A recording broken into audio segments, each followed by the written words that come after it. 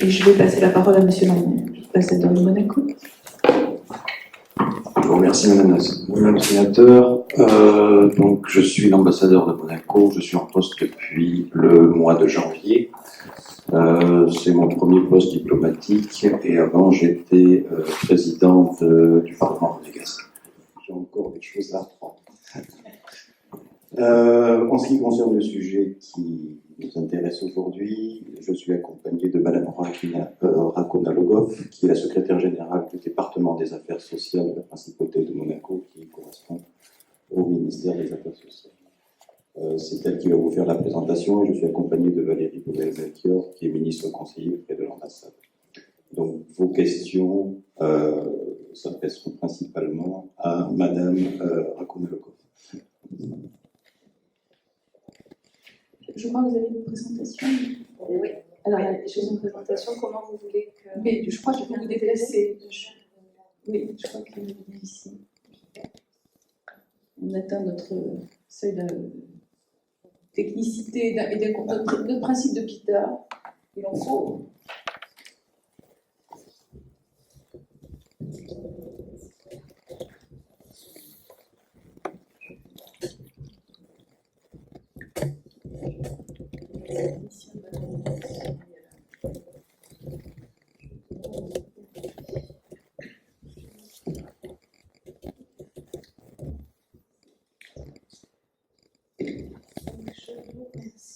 Alors, je vais d'abord juste un petit rappel de Monaco. Je pense que voilà, ça permet aussi de resituer un petit peu la problématique. Monaco, c'est 2000 km², 2 km², 38 000 résidents et 55 000 salariés. Nous concernant, on est à 80% de salariés frontaliers, donc avec une problématique un petit peu différente. 80 000 assurés si l'on compte les ayants droit et un budget d'action sociale gouvernementale de 27 millions d'euros pour environ 3 500 bénéficiaires. C'était pour situer un petit peu la problématique. Moi, je vous propose une présentation qui s'articule autour de 3 axes. D'abord, la lutte contre la fraude aux cotisations sociales, donc qui concerne à la fois la lutte contre le travail dissimulé et le recouvrement des cotisations par nos organismes de sécurité sociale. Ensuite, un point sur la fraude aux prestations sociales par notre organisme de sécurité sociale, donc prestations médicales, familiales et prestations retraite. Et pour finir, un point sur la fraude à l'action sociale, donc avec un dispositif assez récent que nous avons mis en œuvre et qui nous permettra de rebondir sur une de vos questions sur l'échange d'informations entre organismes et entités administratives. Alors, pour ce qui concerne la fraude aux cotisations sociales, donc le premier point, la lutte contre le travail dissimulé, donc elle est menée par l'inspection du travail, qui relève directement de la compétence de notre ministère, mais comme vous l'avez relevé, Madame l'ambassadeur, ça doit s'envisager en étroite collaboration avec les différents services concernés, donc en l'occurrence la police, la justice et les services en charge de l'équipement ou des autorisations de la délivrance des autorisations de commerce. Donc, le principe est assez clair, le travail non déclaré n'a pas sa place en principauté de Monaco et nous sommes efforcés de mettre les moyens humains déjà à disposition. Donc, nous avons un inspecteur du travail et 3 contrôleurs qui sont dédiés à cette action, qui mènent des contrôles ponctuels, mais aussi des opérations de contrôle sectoriel d'envergure sur des secteurs ciblés, généralement la restauration et le bâtiment. La sanction, elle est immédiate, c'est exclusion du chantier ou de l'entreprise et jusqu'à 9 000 € d'amende en cas de récidive. Les dossiers sont transmis immédiatement au parquet et les procédures sont en cours. Donc, quelques chiffres. En 2018, 72 visites de chantier, 1475 salariés du bâtiment contrôlés, 1119 visites d'établissements à caractère industriel ou commercial et 4% d'anomalies constatées. Donc, nous nous efforçons de renouveler ces opérations chaque année et nous avons pour objectif en 2019 et 2020 250 visites et contrôles. Pour donc le deuxième aspect, qui est le recouvrement des cotisations par la Caisse de compensation des services sociaux, qui est notre organisme de sécurité sociale.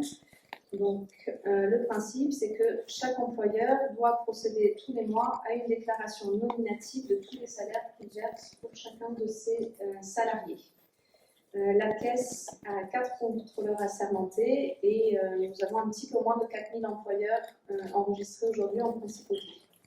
Donc, mise en œuvre de contrôle systématique d'assiette, c'est-à-dire que chaque année, les contrôleurs de la Caisse procèdent à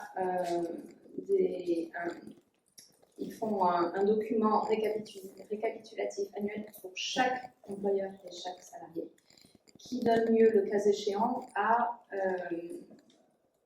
un redressement d'assiette. Chaque cessation d'activité également donne lieu à un contrôle terminal. Donc là aussi, quelques chiffres. En 2018, 623 contrôles employeurs, 298, donc près de 300 avec redressement et 263 000 € de cotisation redressée. Les chiffres peuvent paraître faibles, mais à rapporter à l'échelle aussi de la Caisse. La fraude aux prestations médicales. Elle est de 2 ordres en principauté, administrative et médicale. Donc, le contrôle administratif, nous avons 3 agents qui sont dédiés à ces contrôles, qui s'opèrent d'une part vis-à-vis des professionnels, donc vérification de la bonne application de la tarification conventionnelle, des dispositions administratives de nomenclature. Là, on est sur les mêmes systèmes qu'en France, puisque nous reprenons globalement les nomenclatures françaises, donc des systèmes qui sont très proches et très liés. Donc en 2018, 400 récupérations d'indus sur 900 dossiers contrôlés. Et ce contrôle s'opère également vis-à-vis des assurés. Donc la Caisse a la possibilité de réaliser des contrôles de présence au domicile des assurés, que ce soit à Monaco, mais aussi en France et en Italie, de par nos conventions de sécurité sociale bilatérales. Donc les conventions autorisent l'agent visiteur de la Caisse à se rendre dans le pays de résidence du salarié concerné pour vérifier qu'il est bien chez lui, qu'il a bien acheté les médicaments et qu'il est bien chez lui aux heures de sortie autorisées qui sont très cadrées concernant. La sanction, si l'agent visiteur constate que le salarié n'est pas chez lui, c'est l'annulation pure et simple du versement des indemnités journalières pour toute la durée de l'arrêt de travail. Un seul droit à l'erreur pour le salarié dans toute sa carrière. Sur une durée de vie salariée d'à peu près 40 ans, un seul droit à l'erreur. Les organismes sont assez. Donc, toujours sur le volet fraude aux prestations médicales, l'aspect contrôle médical. Donc, nous avons 5 médecins conseils, dont un dentiste conseil, pour une population de 80 000 assurés, ce que je vous disais tout à l'heure, l'assuré direct et ses ayants droit, conjoints ou enfants, en cas échéant. Là aussi, on arrive à mettre en place un contrôle systématique de tous les salariés qui sont en interruption de travail supérieure à 20 jours ou 2 mois en fonction de la pathologie, des contrôles ponctuels, une procédure d'entente préalable assez élaborée et systématique, un contrôle exhaustif de tout ce qui concerne les soins dentaires, généralement les plus onéreux, contrôle de facturation par les établissements et contrôle de la délivrance des médicaments coûteux. Selon le cas, suspension des indemnités, remboursement d'indus, déconventionnement pour les praticiens un peu scrupuleux, voire poursuite pénale. Pour les prestations familiales, donc le système est un petit peu différent de celui que vous connaissez en France. Il n'est pas soumis à conditions de ressources et il est fondé sur des déclarations sur l'honneur du salarié. Donc, en application de ce principe, présentation obligatoire pour tous les résidents français d'un certificat de radiation ou d'une attestation de non-droit pour éviter le cumul de prestations avec ce que la France pourrait ou aurait pu verser à un moment donné. Contrôle des déclarations et des justificatifs de scolarité, situation familiale, lieu de résidence, nationalité, parce que nos allocations familiales sont régies par la Convention franco-monégasque de sécurité sociale et ne sont versées qu'aux salariés français et monégasques. Un salarié de nationalité autre qui travaillerait à Monaco et résiderait en France ne verse pas les allocations familiales. d'où l'importance de la nationalité. La CAF peut être sollicitée par notre organisme si la situation le justifie, dans le cadre de l'entraide administrative, pour une vérification des informations. Je ne cache pas que les sollicitations sont peu nombreuses, généralement ça se compte en dizaines sur une année. Et voilà, mais les échanges se font de façon très régulière entre services sociaux français et universitaires. Sinon, ce serait compte tenu des spécificités du nombre de transfrontaliers, ce serait aussi complexe. Pour ce qui concerne les prestations retraite, donc notre caisse autonome des retraites sert des retraites à de nombreux frontaliers. Et on a deux campagnes. Donc, une campagne biennale de demande de certificat de vie qui permet de vérifier si le retraité est toujours en vie. Et une campagne annuelle, celle-ci, où l'on demande la communication de justificatifs pour vérifier les cas de cumul emploi-retraite, s'assurer que les retraités ne dépassent pas le plafond autorisé. Et ce sont des campagnes qui ont été mises en avant assez récemment, ou en tout cas intensifiées. Ce n'était ni annuel ni biennal. Et ça nous a permis de régulariser un certain nombre de situations, surtout depuis que l'on demande, par exemple, à titre de justificatif, les déclarations d'impôts des années précédentes. On a quand même un certain nombre de situations qui se sont réglées d'elles-mêmes. La sanction, c'est la suspension de la pension de retraite. La sanction en cas de cumul. La fraude à l'action sociale. Donc là, c'est une action menée par l'État directement. On a instauré un dispositif assez récemment, en décembre de l'année dernière. Donc le Parlement a voté la loi 1465 relative à l'aide à la famille et à l'aide sociale. Et ce nouveau dispositif permet aujourd'hui aux organismes et entités administratives de communiquer entre eux lorsqu'ils le jugent nécessaire sur la situation d'une personne qui demande l'aide sociale de l'État. Donc ça n'était pas le cas auparavant, mais nous nous sommes rendus compte que certaines personnes pouvaient malheureusement faire des fausses déclarations ou des déclarations partielles, et que les déclarations n'étaient pas forcément les mêmes en fonction de l'entité à laquelle les personnes s'adressaient. Et ce dispositif permet aujourd'hui donc à nos services de procéder à des réexamens annuels ou à tout moment lorsque la situation du bénéficiaire le justifie, et de s'assurer de la réalité des déclarations sur pièce, mais aussi sur place, si besoin, pour s'assurer de certains éléments. Donc l'échange d'informations entre l'administration publique, il est autorisé, mais il est quand même très encadré. L'équivalent de la CNIL, la CCIM Monégasque, a souhaité s'assurer que l'on garantisse quand même un certain cadre aux bénéficiaires. Donc l'échange d'informations n'est pas systématique, il n'est pas automatisé, il se fait au cas par cas, et là encore la taille du pays le permet, il se fait au cas par cas et dans la limite de ce qui est strictement nécessaire au contrôle de l'accès aux aides. Bon, je pense avoir fait le tour. Si vous avez quelques questions. Oui, j'aimerais vous poser une question sur le déconventionnement. Ça se passe comment? Parce que les procédures sont diverses et on est quand même intéressé.